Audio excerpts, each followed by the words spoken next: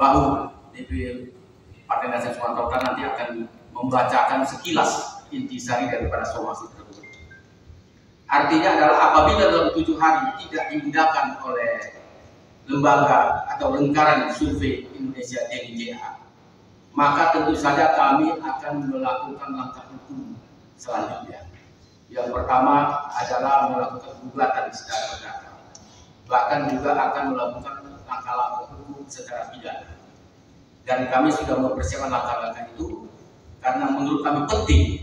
Apabila ini kami biarkan terus, maka ini akan menjadi persepsi yang direkayasa terus-menerus, yang kami duga dilakukan oleh banyak lembaga survei untuk menggiring opini masyarakat kepada calon-calon tertentu. Dan tentu saja kami tidak ingin masyarakat kita terpengaruh dengan hasil survei yang tidak valid, hasil survei yang tidak profesional, yang tidak kredibel dan tidak akuntabel. Jadi pasti kami akan terus memonitor, memantau, dan akan terus melakukan langkah-langkah hukum selanjutnya dalam rangka untuk menegakkan kebenaran, terutama dalam hal hasil survei yang dilaksanakan oleh lembaga-lembaga survei yang kami duga, sekali lagi kami duga, merupakan titipan atau pesanan dari pihak-pihak tertentu, karena kami juga mendapat informasi lembaga survei rutin melaksanakan survei yang kami tanyakan dari mana dana. Nah, ini yang harus diungkap. Tidak mungkin yang membayar atau yang memberi dana tidak punya kepentingan. Nah, ini yang kami kejar nanti.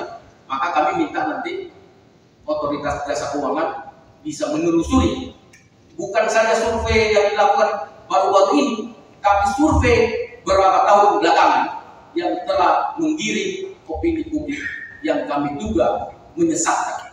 Saya demikian. Silakan nanti Bang Rifani bisa sekilas saja.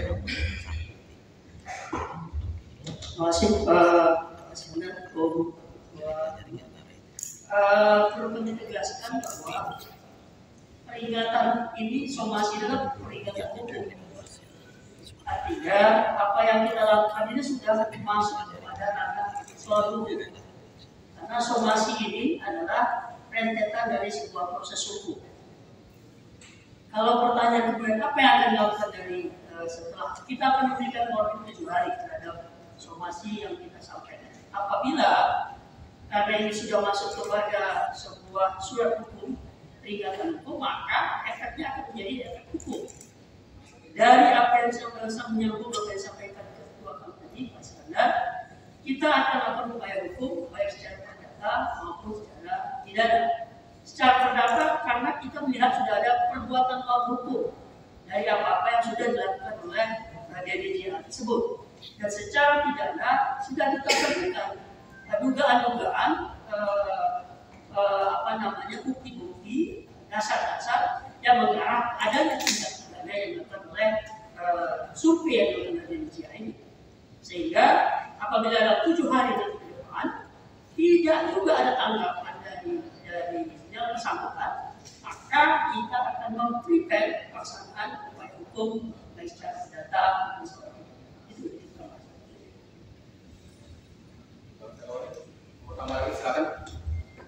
Jadi begini, prinsip daripada somasi adalah langkah awal, ya, dimana apabila kita mau mengingatkan suatu kesalahan atau dugaan adanya suatu kesalahan dan keliruan, maka langkah hukum yang ditempuh pertama sekali adalah mensomasi atau mengingatkan. Apa yang kita ingatkan adalah tentang hasil survei yang dilakukan oleh LSI menyangkut cawapres dari Anies Baswedan khusus di Sumatera Utara yang menyebutkan elektabilitasnya 5%. Sebagaimana tadi disampaikan oleh ketua kami tentang respondennya, tentang dananya, ini yang harus kami pertanyakan. Kemudian ya juga langkah selanjutnya kenapa kita tentukan, karena dalam somasi memang harus disebutkan berapa hari yang harusnya dia bisa jawab. Pada umumnya dalam somasi itu menyampaikan dengan jangka waktu 7 hari untuk menjawab somasi yang kami sampaikan melalui Badan Advokasi Bahu Nasdem. Kemudian apa yang dilakukan kalau tidak dijawab? Maka upaya hukum yang pertama boleh apabila dugaan itu telah terjadi suatu hal yang bisa tidak kredibel, tidak transparan, maka kami boleh melakukan upaya hukum dengan mengajukan atau menuntut membuat laporan pengaduan, mungkin kalau di sini Polda Sumatera Utara, dan juga boleh berbareng dengan gugatan ganti kerugian. Demikian.